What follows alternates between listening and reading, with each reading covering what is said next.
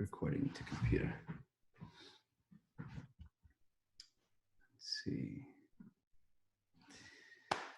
Hey everyone, my name is Judah Hernandez. I'm the co-director at On the Dot Studios, and I have the pleasure today of chatting with Matthew Douglas, lead pastor at West Edge Community Church, and a very, very talented artist. And we're just having some conversations and connecting with people. Matthew, how are you, my friend? All things considered, I'm doing so good. Awesome. How are Man, you doing? How you holding up? I'm holding up okay. I mean, home office life. You know, it's funny. I posted a photo on Facebook of my daughter just playing with my hair, sitting on my back, and me concentrating, typing. It actually got picked up by some blog or whatever, because this is the life that we're at right now. This is the life. I did 2 podcasts this week, and I got my 6-year-old daughter knocking on the door, walking in, but it makes for real life, man. This is what. That's right. But That's right. the old saying is, "You look good, feel good." So you Yeah. must be feeling good because you're still looking pretty good. Thank you, man. Thank you. So, Matthew, tell me, in this time, one of the biggest questions that I have for everyone I'm having conversations with is, we're dealing with communication. Yeah. How has the isolation affected communication for you as a pastor and in any other capacity that you're in? It's amplified it. It's increased it. If anything, I think the deepest human need is that we communicate. So we will desperately find ways to reach out to people. And my typical forum is a live forum with people. But as we've pivoted through this crisis, we've really depended on more of an online presence. And I just mentioned I was on 2 podcasts. You know, people are so so hungry to connect with people, and our online presence has increased. We've actually, so my church, West Edge, little plug, our online presence is the biggest it's ever been. Last week, we had 3,500 connections with people, and this week we're trending to be even more. And so communication has certainly increased, and the way that we're getting that out is really innovative. So I'm excited to see the capacity of humanity through all this. Yeah, you know, I love the saying, adversity is the mother of creativity, right? Yeah. So that's fantastic to hear, using technology to build up. Now, we're trying to understand from various industries, various perspectives, what has been, so now that the technology is being used, what's the biggest challenge been for you in using that technology in the communication side of things? Internet connection. Yeah. So for everything, you know, I'm on Zoom calls, I'm on conferences.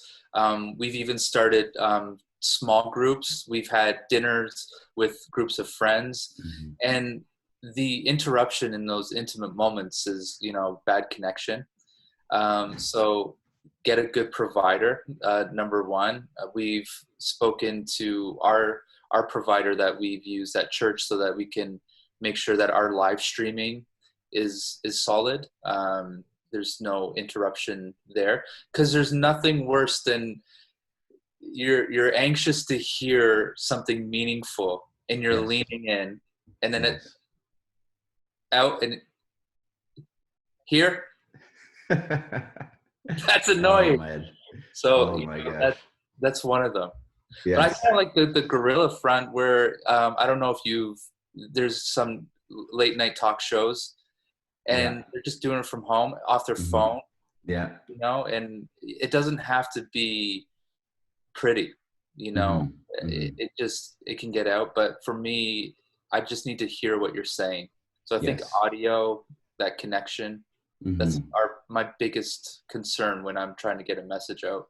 Absolutely, absolutely. We just did a webinar this weekend. We're going to be continuing to do these webinars because people seem to be getting a lot of good information out of it. But one of the tips that I give in this webinar, tip number 2, if you were in there, is uh, never, you can forgive shaky video, but there's no forgiveness for shaky audio. I mean, especially when you have a critical message that you're trying to get across, Yes, more than anything else, is frustrating to not be able to hear what's happening clearly, right? So, absolutely. okay.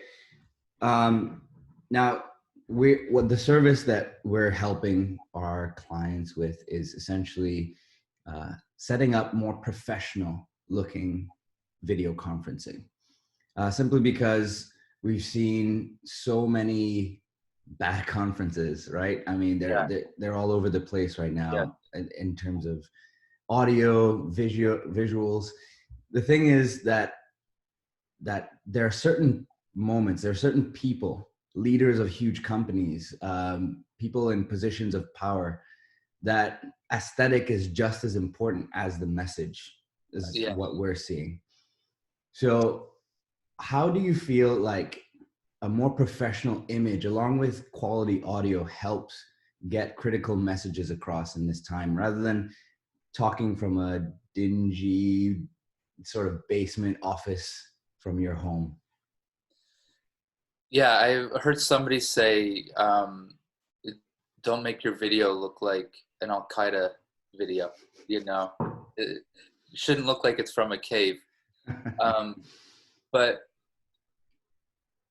the quality. So I'm a visual artist as well. I'm a painter, and so the visual matters, and we're visual creatures, right? We have these amazing things called eyes, and they're miraculous how they work. And um, we also have this judgment system where the moment we see something, we're judging it. It's what we do.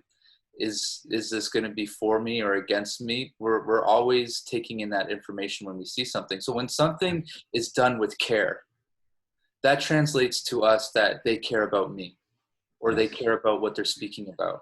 The Yes. more effort you put into something translates to people, whether you're using the words or not. Yes.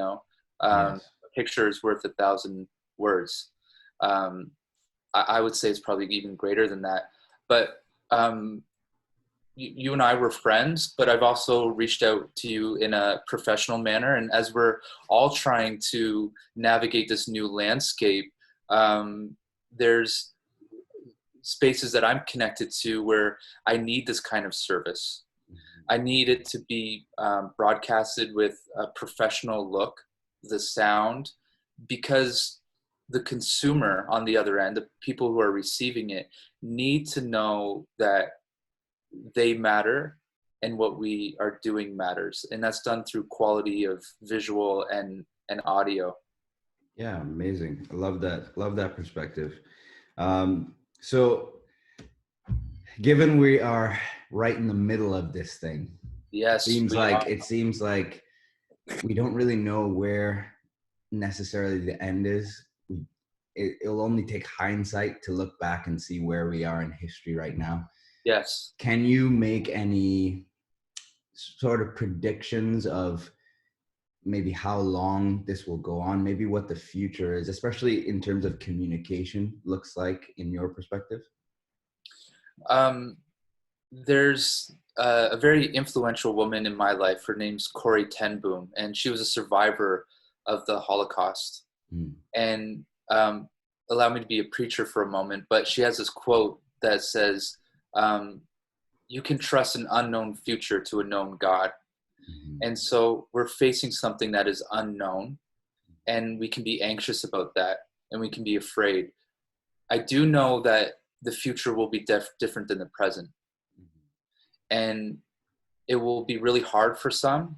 But for those who are pioneers, those people who are entrepreneurs, Yeah. there's opportunity in that we Mhm. can shape the future to be better than what it has been.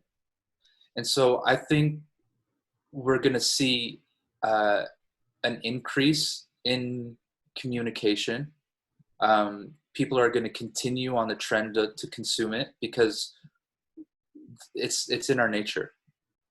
How long is this going to last? Well, we're all trying to do our best guess. We're hearing that some are hopeful for a month. Other people are saying September.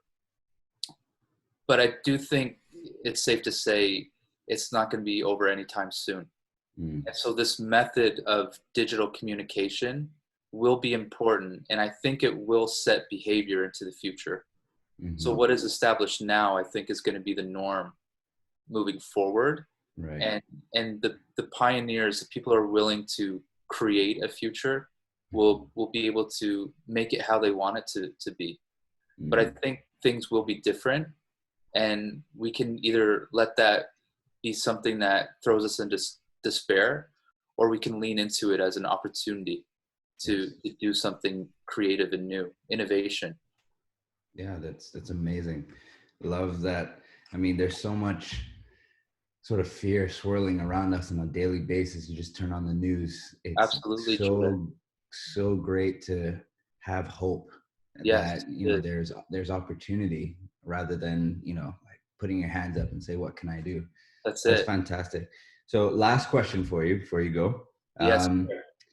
What have you been doing? What tip, just one tip you can give anyone to keep themselves sane in this isolating time? Do you have any recommendations? My greatest tip is when you're doing Zoom calls. Okay. Wear a clean shirt, pajama bottoms. You Nice. can get comfortable in this time.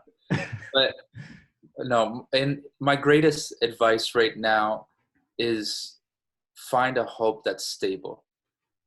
Find something worth living for. I saw a meme on Facebook. It said, I'm getting anxious because I'm running out of drawers to organize, and soon I'm gonna have to feel my feelings. We're so afraid to look inside, but we have an opportunity right now to decide, what kind of person do I want to be in the midst of crisis? Do I want to have a character that adds value to other people, or am I just going to be living in scarcity and be afraid? So live a life that serves other people.